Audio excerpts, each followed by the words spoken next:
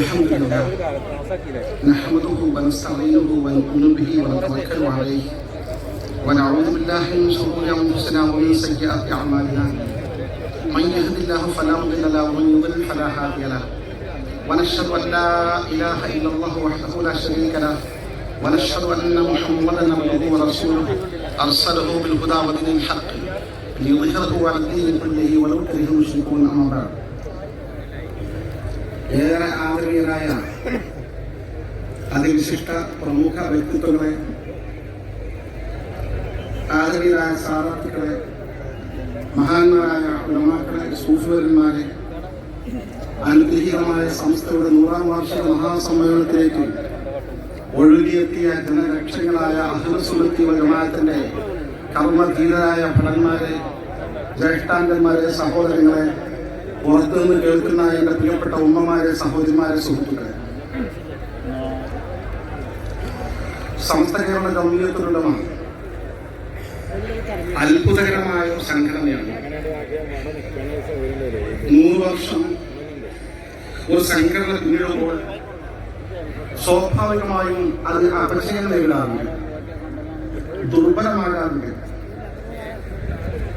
അതേസമയം എത്രത്തോളം എന്ന് വെച്ചാൽ ലോകത്തെ ജനസമൂഹത്തെ ഏറ്റവും കൂടുതൽ ആകർഷിച്ച പ്രത്യയശാസ്ത്രമായിരുന്നു കമ്മ്യൂണിസ്റ്റ് പ്രത്യയശാസ്ത്രം.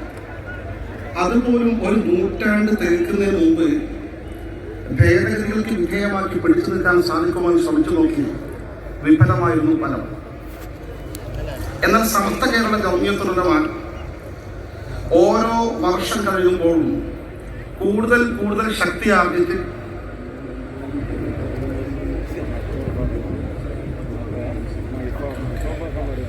ഫ്രണ്ടിലെ ബാരിക്കേഡുകൾ തള്ളരുത്, വളണ്ടിയർമാരുമായി സഹകരിക്കണമെന്ന് സ്നേഹപൂർവ്വം അപേക്ഷിക്കുന്നു, ഉണർത്തുന്നു.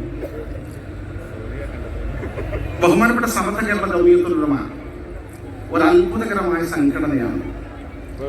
അത് രൂപീകരിച്ച കാലം തൊട്ട് 100 വർഷം പിന്നിടുമ്പോൾ വർഷങ്ങൾ തോറും, മാസങ്ങൾ തോറും അത് കൂടുതൽ കൂടുതൽ ശക്തി ആർജിക്കുകയും ജനമനസ്സിൽ സ്വാധീനം ചെലുത്തുകയും ചെയ്തുകൊണ്ട് മുന്നേറിക്കൊണ്ടിരിക്കുന്ന ഒരു അത്ഭുതകരമായ പ്രതിഭാസമാണ്. അതിന് അതിൻ്റെതായ ചില കാരണങ്ങളുണ്ട്. എന്തായിരുന്നാലും 100ാം വാർഷികം ആഘോഷിക്കുമ്പോൾ ഈ സംഘടന സമസ്ത കേരള ജംഇയ്യത്തുൽ ഉലമ എന്ത് ചെയ്തു എന്ന് ചോദിക്കുന്ന ആളുകളുണ്ട്. അവർക്ക് നമുക്ക് ചെറിയൊരു വിശദീകരണമില്ല. സമസ്ത കേരള ജംഇയ്യത്തുൽ ഉലമയുടെ ഭരണഘടനയിൽ പൂർവികരായ മഹാത്മാക്കൾ എഴുതി ചേർത്ത 5 ഉദ്ദേശ ലക്ഷ്യങ്ങളുണ്ട്. അത് 3ാമത്തെ ഉദ്ദേശ ലക്ഷ്യത്തെ കുറിച്ച് എന്റെ സഹപ്രവർത്തകർ നിങ്ങൾക്ക് മുമ്പ് വിശദീകരിച്ചു. 1ഉം 2ഉം ലക്ഷ്യങ്ങൾ ഞാൻ നിങ്ങളൊന്ന് വായിച്ചു കേൾപ്പിക്കാം. ഭരണഘടനയിലുള്ള വാക്കുകൾ നമ്മുടെ പൂർവികരായ മഹാത്മാക്കൾ വളരെ കൃത്യമായ ബോധത്തോടുകൂടി എഴുതി വെച്ച 1ാമത്തെ ലക്ഷ്യം പരിശുദ്ധമായ ഇസ്ലാം മതത്തിന്റെ ആചാരങ്ങളും വിശ്വാസങ്ങളും അഹ്ലുസ് സുന്നത്തി വൽ ജമാഅത്തിന്റെ യഥാർത്ഥ വിധിക്കനുസരിച്ച് പ്രബോധനം ചെയ്യുകയും പ്രചരിപ്പിക്കുകയും ചെയ്യുക. കൃത്യമാണത്. സമസ്ത രൂപീകരിച്ച കാലഘട്ടത്തിൽ എഴുതി വെച്ച് ഇന്നോളം ഭേദഗതി ചെയ്യപ്പെടാത്ത അതിന്റെ 1ാമത്തെ ലക്ഷ്യം പരിശുദ്ധമായ സുന്നത്ത് ജമാഅത്തിനെ പ്രചരിപ്പിക്കുക എന്നാണ്. 2ാമത്തത് അഹ്ലുസ് സുന്നത്തി വൽ ജമാഅത്തിന്റെ വിശ്വാസത്തിനും ആചാരത്തിനും എതിരായ പ്രസ്ഥാനങ്ങളെയും പ്രചരണങ്ങളെയും നിയമാനുസരണം തടയുകയും, അവിടെ വാക്കിന്റെ കട്ടി നോക്കണം, സുന്നത്ത് ജമാഅത്തിനെതിരായ വിശ്വാസങ്ങളെയും പ്രചരണങ്ങളെയും നിയമത്തിന്റെ കീഴിൽ നിന്നുകൊണ്ട് തടയുകയും അത്തരം അബദ്ധങ്ങളെ കുറിച്ച് മുസ്ലിങ്ങൾക്ക് ബോധമുണ്ടാക്കി കൊടുക്കുകയും ചെയ്യുക. വളരെ കൃത്യമാണ് സമസ്തയുടെ അടിസ്ഥാനപരമായ ലക്ഷ്യങ്ങൾ. ഈ ലക്ഷ്യങ്ങൾ സമസ്ത കേരള ജംഇയ്യത്തുൽ ഉലമ നിർവഹിച്ചോ എന്ന് പരിശോധിക്കുമ്പോൾ സമസ്ത മുസ്ലിങ്ങൾക്ക് വേണ്ടി എന്ത് ചെയ്തു എന്ന് കണ്ടെത്താൻ സാധിക്കും. സമസ്ത രൂപീകരണ പശ്ചാത്തലം കേരളത്തിൽ അങ്ങോളം ഇങ്ങോളം 1920കളിൽ അഹമ്മദിയ പ്രസ്ഥാനം വേരൂന്നാനുള്ള ശ്രമങ്ങൾ നടത്തിക്കൊണ്ടിരിക്കുകയാണ്. ഖാദിയാനി പ്രസ്ഥാനം, ഞാൻ മനസ്സിലാക്കുന്നു ഇവിടെ കൂടിയ 99% ആളുകളും ഒരു ഖാദിയാനിയെ പോലും കണ്ടിട്ടുണ്ടാവില്ല. യഥാർത്ഥത്തിൽ ഖാദിയാനി പ്രസ്ഥാനം അല്ലെങ്കിൽ അഹമ്മദിയ പ്രസ്ഥാനം ആ കാലഘട്ടത്തിൽ പ്രത്യക്ഷപ്പെടുമ്പോൾ അവരുടെ സ്ഥിതിഗതികളെ കുറിച്ച് വിശദമായി ചരിത്രത്തിൽ രേഖപ്പെടുത്തി വെച്ചിട്ടുണ്ട്. ജനങ്ങൾക്ക് വലിയ ആശയക്കുഴപ്പം ഉണ്ടാക്കി. അതിന്റെ ഗൗരവം എന്താണെന്ന് ചോദിച്ചാൽ, അദ്ദേഹം പറഞ്ഞു ഞാനൊരു വലിയ സിദ്ധനാണെന്നല്ല, ഞാൻ വലിയ ഷെയ്ഖോ വലിയോ ആരിഫോ സൂഫിയോ ആണെന്നല്ല, മറിച്ച് ഞാനൊരു പ്രവാചകനാണ് എന്നാണ് അദ്ദേഹം വാദിച്ചത്. പ്രവാചകൻ അല്ലാഹുവിന്റെ ഹബീബിന് ശേഷം ലാ നബിയ്യ ബഅദി, എനിക്ക് ശേഷം ഒരു പ്രവാചകൻ വരാനില്ല എന്ന് അസന്നിഗ്ധമായി അഷ്റഫുൽ ഖൽഖ് നബി മുഹമ്മദ് മുസ്തഫ സ്വല്ലല്ലാഹു അലൈഹി വസല്ലം പ്രഖ്യാപിച്ചിരിക്കെ വിശുദ്ധ ഖുർആൻ സൂക്തങ്ങൾ വളച്ചൊടിച്ചുകൊണ്ട് ഞാൻ പ്രവാചകനാണ്, ഇത് വഹി ലഭ്യമായി കൊണ്ടിരിക്കുന്ന അവകാശവാദം ഉന്നയിച്ചുകൊണ്ട് രംഗത്ത് വന്നപ്പോൾ ലോക മുസ്ലിം സമൂഹം അദ്ദേഹത്തെ തീരുമാനിക്കാൻ ഒന്നും മടിച്ചു പോകുന്നു. എന്നാലും മുസ്ലിങ്ങളുടെ കൂട്ടത്തിൽപ്പെട്ടയാളെ അങ്ങനെ വഴിതെറ്റിയെന്ന് പറയാൻ സാധിക്കുമോ? സമസ്ത കേരള ജംഇയ്യത്തുൽ ഉലമ കൃത്യമായി പഠിച്ച് ഔദ്യോഗികമായി തീരുമാനമെടുത്തു, ഖാദിയാനി പ്രസ്ഥാനം കാഫിറുകളുടെ പ്രസ്ഥാനമാണ്, അത് ഇസ്ലാമിക വൃത്തത്തിന് പുറത്താണ് എന്ന്. ഇത് സമൂഹ മധ്യത്തിൽ പ്രചരിപ്പിച്ചു, ശക്തമായ പ്രചരണം നടത്തി. പിൽക്കാലത്ത് ലോക മുസ്ലിം രാജ്യങ്ങളൊക്കെ ശരിവച്ചു. ഇന്നിപ്പോൾ സൗദി അറേബ്യയിലേക്ക് ഒരു ഖാദിയാനി ഹജ്ജിന് അപേക്ഷിച്ചാൽ അയാൾക്ക് വിസ സ്റ്റാമ്പ് ചെയ്ത് കൊടുക്കില്ല. എന്തുകൊണ്ട്? അമുസ്ലിങ്ങൾക്ക് ഹറമിലേക്ക് പ്രവേശനമില്ല. ഈ ഖാദിയാനികൾക്ക് നിരന്തരമായ പ്രചരണം നടത്തിയതിന്റെ ഫലമായിട്ടാണ് ഈ മുസ്ലിം സമൂഹം നമുക്കൊക്കെ മുഴുവൻ ഇസ്ലാമിൽ ഉറച്ചു നിൽക്കാൻ സാധിച്ചത്. അല്ലെങ്കിൽ എത്രയോ ആളുകൾ ഖാദിയാനി പ്രസ്ഥാനത്തിലേക്ക് ചേക്കേറുമായിരുന്നു. എന്തുകൊണ്ട്? അഹമ്മദ് ഖാദിയാനി എന്ന സ്ഥാപകൻ ഇന്ത്യക്കാരനാണ്. മറ്റൊരു പ്രശ്നം പരിശോധിച്ച് നോക്ക്. സമസ്ത കേരള ജംഇയ്യത്തിനോടെടുത്ത ഇതേ കാലഘട്ടത്തിൽ കേരളീയ മുസ്ലിം സമൂഹത്തിൽ വഹാബി പ്രസ്ഥാനം സ്വാധീനം ചെലുത്താനുള്ള നിരന്തരമായ ശ്രമങ്ങളുമായി പ്രചണ്ഡമായ പ്രചരണ കോലാഹലങ്ങളുമായി മുന്നോട്ട് പോവുകയായിരുന്നു. വിശുദ്ധ ഖുർആൻ സൂക്തൻ ധാരാളം ഓതിക്കേൾപ്പിച്ചുകൊണ്ട് സ്വതന്ത്രമായി വ്യാഖ്യാനിച്ചുകൊണ്ട് മഹാത്മാക്കളായ മൺമറഞ്ഞു പോയ ആളുകൾ സഹായം പ്രതീക്ഷിക്കുന്നത് ശിർക്കാണ്, അപകടകരമായ കുഫ്റാണ്. എന്റെ മുസ്ലിം സമൂഹമേ, നിങ്ങളൊക്കെ കാഫിറായിരിക്കുന്നു, മുശ്രിക്കായിരിക്കുന്നു, നിങ്ങൾ യഥാർത്ഥ തൗഹീദിലേക്ക് മടങ്ങി വരണമെന്ന് പറഞ്ഞുകൊണ്ട് പാവപ്പെട്ട നിരപരാധികളായ സാധാരണക്കാരായ മുസ്ലിം സമൂഹത്തിന് മുമ്പിൽ ഖുർആൻ ആയത്തുകൾ ഓതിക്കേൾപ്പിച്ചുകൊണ്ട് തെറ്റിദ്ധരിപ്പിച്ചുകൊണ്ട് ഈ വിദായി പ്രസ്ഥാനത്തിലേക്ക് ക്ഷണിച്ചപ്പോൾ അത് സമൂഹത്തിൽ വലിയ സ്വാധീനമുണ്ടാക്കി. മലപ്പുറത്ത് നഗരത്തിന്റെ ഹൃദയഭാഗത്ത് പോലും മൗലിദിന്റെ കിതാബ് പിച്ചിച്ചിന്തി പരസ്യമായി തീപ്പെട്ടിക്കൊള്ളി വരച്ച് കത്തിക്കുന്ന സംഭവം ഉണ്ടായി എന്ന് വന്യരായ ഉലമാക്കൾ അനുഭവം പറഞ്ഞ് ഞാൻ കേട്ടിട്ടുണ്ട്. അത്ര വലിയ പ്രചരണം സ്വാധീനം സമസ്ത കേരള ജംഇയ്യത്തുൽ രംഗത്ത് വന്നു, കൃത്യമായി രംഗത്ത് വന്നു. മഹാത്മാക്കൾ മരിച്ചുപോയവരാണെന്ന് സത്യമാണ്. മരിച്ചുപോയവർ എന്നവരെ കുറിച്ച് പറയുന്നത് കിതാബുകൾ അർവാഹുൽ മുഖദ്ദസ, വിശുദ്ധാത്മാക്കൾ എന്നാണ്. വിശുദ്ധാത്മാക്കൾ മറഞ്ഞ വഴിക്ക് ഉപകാരം ചെയ്യും. അത് നിങ്ങൾ ശിർക്കാണെന്ന് പറഞ്ഞിട്ട് കാര്യമില്ല. ആ വിശുദ്ധാത്മാക്കൾ ആത്മീയമായി ഇവിടെ ജീവിക്കുന്നുണ്ട്, ഭൗതിക കാര്യങ്ങൾ ഇടപെടുന്നുണ്ട്. വിശുദ്ധ ഖുർആൻ സുന്നത്തുകൾ പഠിപ്പിച്ചിട്ടുണ്ട്. ഈ കാണുന്ന പ്രവിശാലമായ സദസ്സിൽ പോലും എത്രയോ വിശുദ്ധാത്മാക്കൾ ഉണ്ട് എന്ന കാര്യം ഉറപ്പാണ്. അവരുടെ ബർക്കത്ത് കൊണ്ട് അല്ലാഹു രണ്ട് വീട്ടിൽ നമ്മുടെ വിജയികളുടെ കൂട്ടത്തിൽ ഉൾപ്പെടുത്തി അനുഗ്രഹിക്കുമാറാകട്ടെ. വിശുദ്ധാത്മാക്കൾ യാഥാർത്ഥ്യമാണ്. അവർ മരിച്ചുപോയി മറഞ്ഞുപോയി എന്ന കാരണത്താൽ അവരിൽ നിന്ന് ഗുണം പ്രതീക്ഷിച്ചാൽ മുശ്രിക്കാവും കാഫിറാക്കുന്ന വാർത്ത നിരർത്ഥകമാണ്. എന്തുകൊണ്ട്? മലക്കുകൾ നമുക്ക് ഉപകാരം ചെയ്യുന്നില്ലേ? ബദറിൽ മലക്കുകൾ ഇറങ്ങുമെന്ന് ഖുർആൻ പറഞ്ഞതില്ലേ? നമ്മൾ കാണുന്നില്ലല്ലോ. ജിന്നുകൾ ഇടപെടുന്നില്ലേ? ജിന്നുകൾ മനുഷ്യൻ ഉപദ്രവിക്കുന്നില്ലേ? ഉപകാരം ചെയ്യുന്നില്ലേ? മറഞ്ഞ വഴിക്കാണല്ലോ. പിശാചുകൾ മറഞ്ഞ വഴിക്ക് മനുഷ്യർ ഉപദ്രവിക്കുന്നില്ലേ? മലമൂത്ര വിസർജന സ്ഥലത്തേക്ക് പോകുമ്പോൾ നമ്മൾ ദിക്ർ തരണം, പിശാചുകളുടെ ഉപദ്രവത്തിൽ ഞാൻ അഭയം വരുന്നു. ഇതൊക്കെ യാഥാർത്ഥ്യമല്ലേ?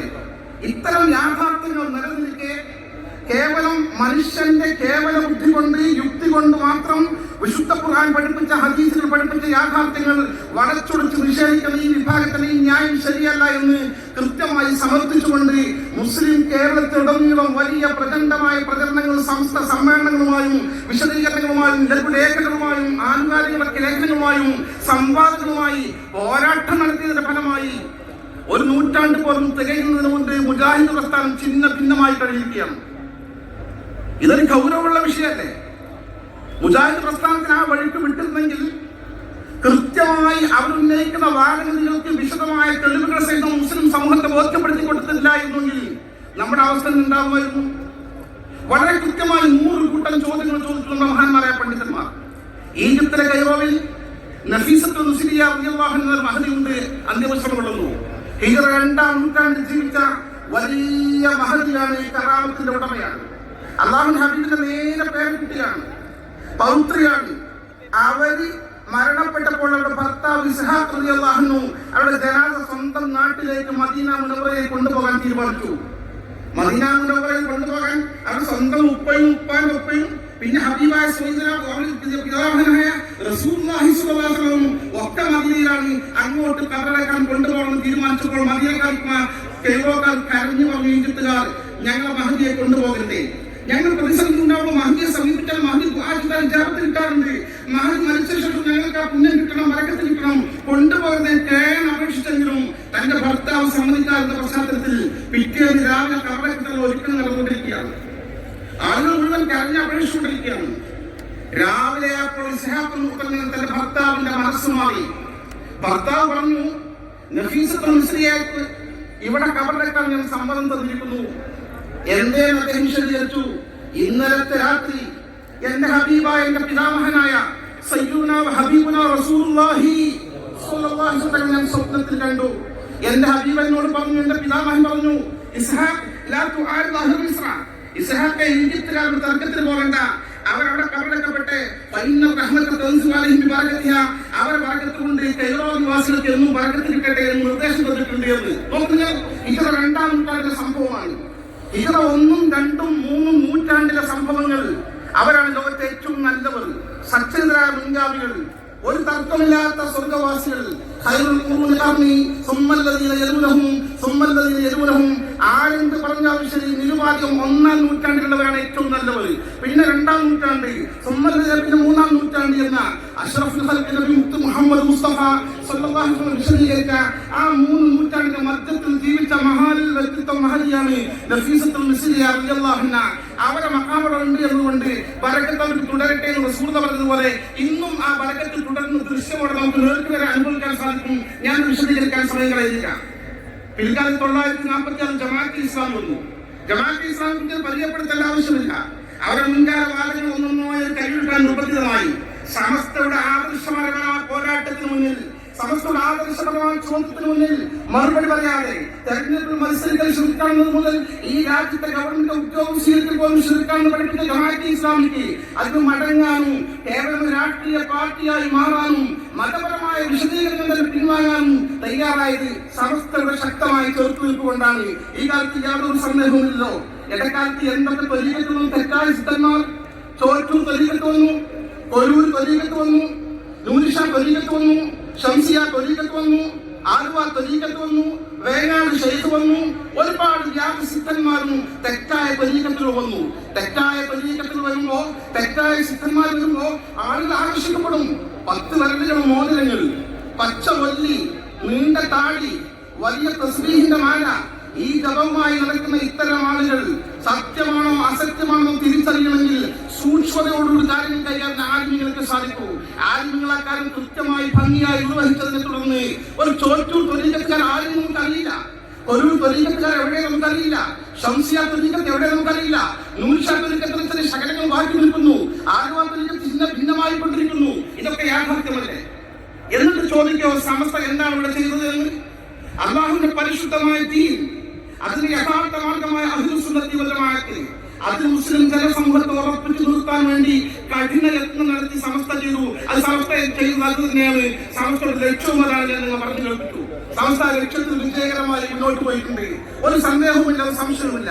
മഹാന്മാരുടെ മക്ബറയുടെ മറവിൽ അനാചാരങ്ങൾ പ്രത്യക്ഷപ്പെട്ടപ്പോൾ അതിനെ സമസ്ത കേരള 1951 പ്രമേയം പാസാക്കി. അനാചാരങ്ങൾ വേണ്ട, അവിടെ നമുക്ക് സിയാറത്ത് ചെയ്യാം, ബറക്കത്ത് വെക്കാം, തവസ്സുൽ ചെയ്യാം, ഇസ്തിഗാസ ചെയ്യാം, അവിടെ വെച്ച് നമുക്ക് പുണ്യകർമ്മങ്ങൾ ഖുർആൻ പാരായണം ചെയ്യാം, അതുപോലെ മതപരമായ ഉത്ബോധനങ്ങൾ നടത്താം, ആണ്ട് നടത്താം. പക്ഷേ ഈ അനാചാരങ്ങളും തെറ്റായ നടപടിക്രമങ്ങളും മഹാന്മാരുടെ മക്കളുടെ മറവിൽ വേണ്ട എന്ന് ആധികാരികമായി സുന്നത്ത് ജമാഅത്തിന്റെ പണ്ഡിത സഭ മുസ്ലിം സമൂഹത്തെ ബോധ്യപ്പെടുത്തി. നിങ്ങളോട് ഒരൊറ്റ കാര്യം കൂടി ഞാൻ എണ്ണിയാൽ തീരാത്ത നേട്ടങ്ങൾ സമസ്ത കേരള ജമാഅത്തുമായി മുസ്ലിം സമൂഹത്തിൽ ഉണ്ടാക്കിക്കൊടുത്തിട്ടുണ്ട്. ഏറ്റവും അവസാനത്തെ ഒരു ഉദാഹരണം കൂടി ഞാൻ പറയട്ടെ. എത്രയോ ഉദാഹരണങ്ങളുണ്ട്. നിങ്ങളെത്രയോ 1990-കളിൽ ഒരു രഹസ്യ സംഘടന കേരളത്തിൽ പ്രത്യക്ഷപ്പെട്ടു.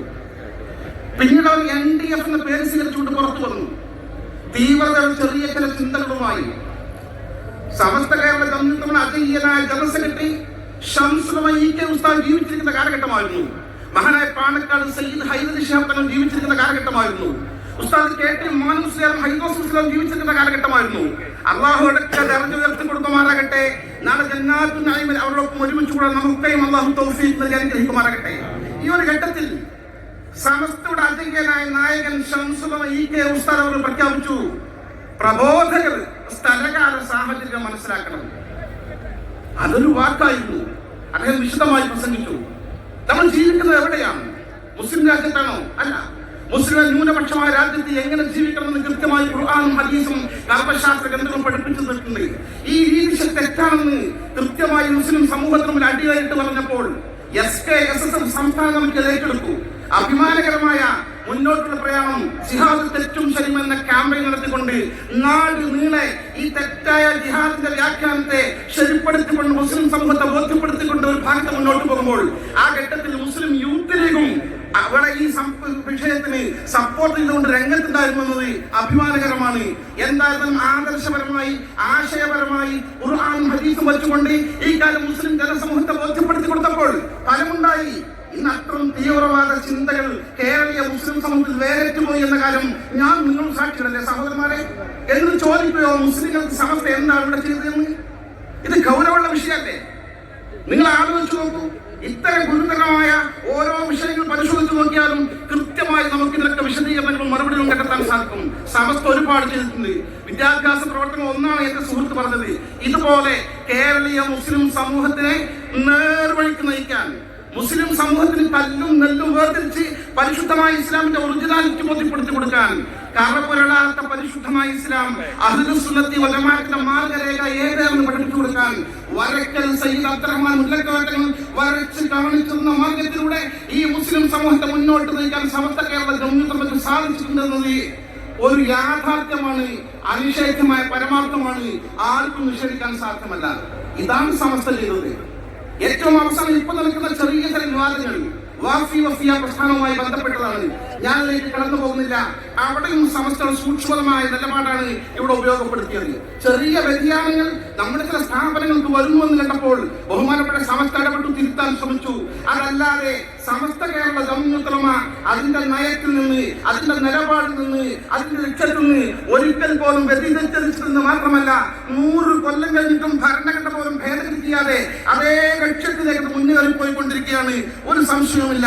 ഇൻഷാ അല്ലാഹ് അള്ളാഹു അനുഗ്രഹിച്ചാൽ ഈ വലിയ വലിയ മഹാത്മാക്കളുടെ പിൻബലത്തോടുകൂടി ബറക്കത്തോടുകൂടി വിശുദ്ധാത്മാക്കളായ പൂർവികരായ മഹാന്മാരുടെ ബറക്കത്തോടുകൂടി എന്റെ അഭിവന്ദനായ പിതാവ് സമസ്ത കേരള ജംഇയ്യത്ത് മുശാവറ മെമ്പറായിരുന്നു.